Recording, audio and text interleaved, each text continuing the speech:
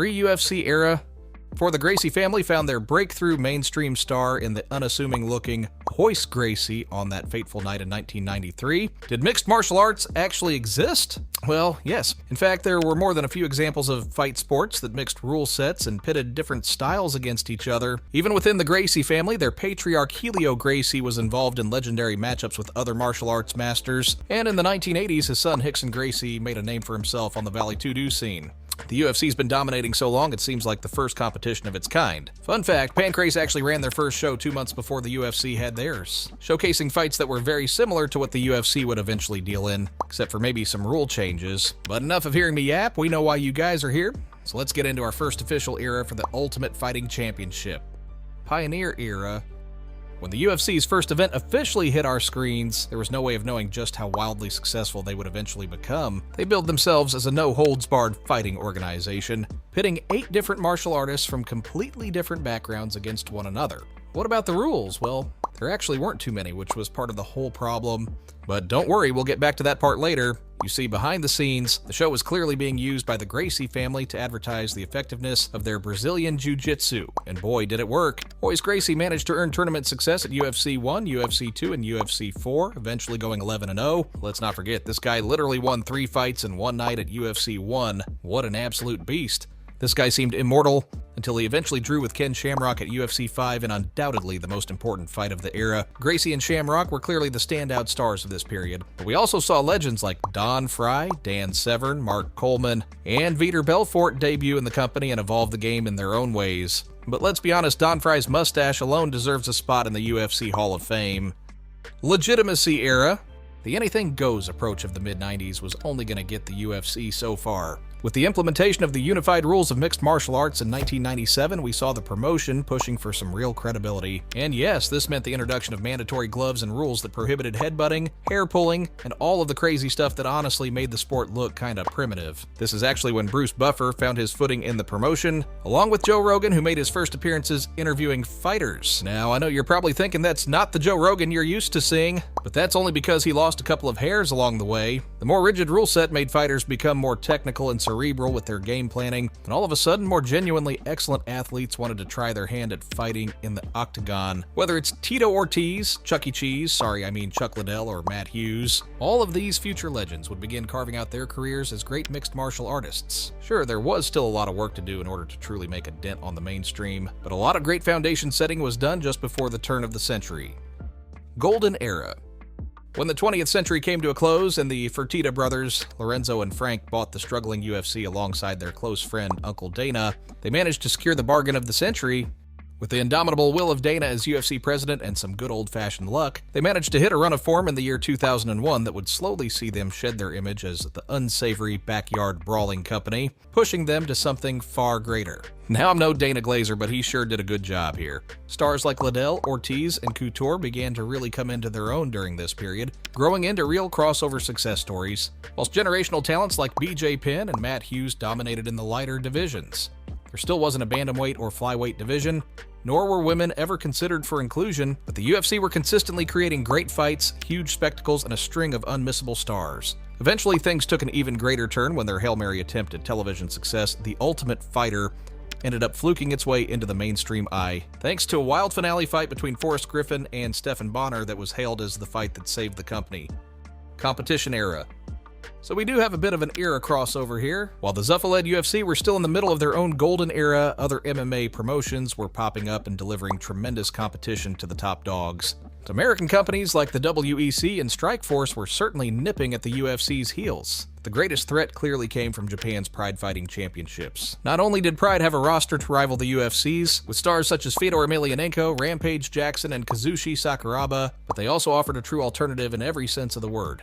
The rules were different and the ring literally had a different feel to it. Even the ring walks were different, and where the WEC, Strikeforce, and others modeled themselves on the UFC, Pride truly stood alone. Or at least they did for a while. Champions Era. Sure, we've already covered the era that's commonly known as the Golden Era of the UFC, but if there was ever a second Golden Era, this was it.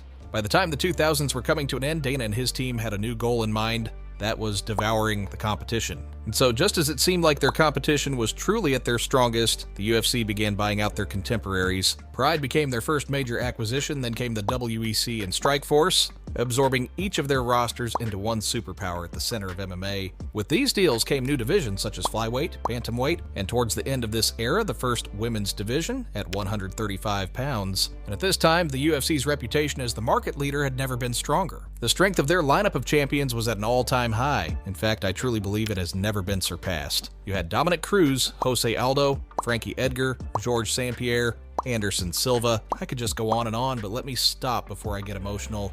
These guys were all at the peak of their powers and all carrying the inescapable feeling that they were very clearly the number one fighter on the planet in their division. Sure, they would all eventually fall, or at least most of them would, but this was the era where a lot of fighters defined legacies that would hold up over a decade later. The sport was modernizing, technical skill was increasing, with fighters like Silva, Jones, and GSP showing us what true mastery looked like, but soon something would happen that would take mixed martial arts to an entirely new level. Superstar Era.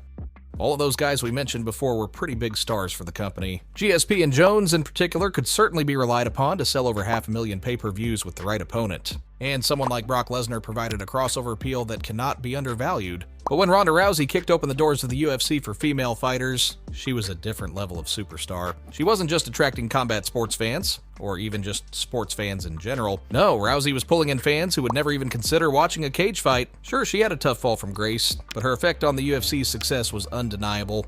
But let's be honest, her footprint totally pales in comparison to that of the almighty Conor McGregor. In this situation, every head must bow and every tongue must confess. This boisterous Irishman was something beyond a generational superstar. He was the type of star that entire sports might never see again. Through his legendary fights with Jose Aldo, Nate Diaz, and Eddie Alvarez, he undeniably took the sport to new heights. Of course, his clash with Khabib Nurmagomedov represented the beginning of the end for him as a legitimately elite fighter. That was also by far and away the biggest fight in the history of the sport.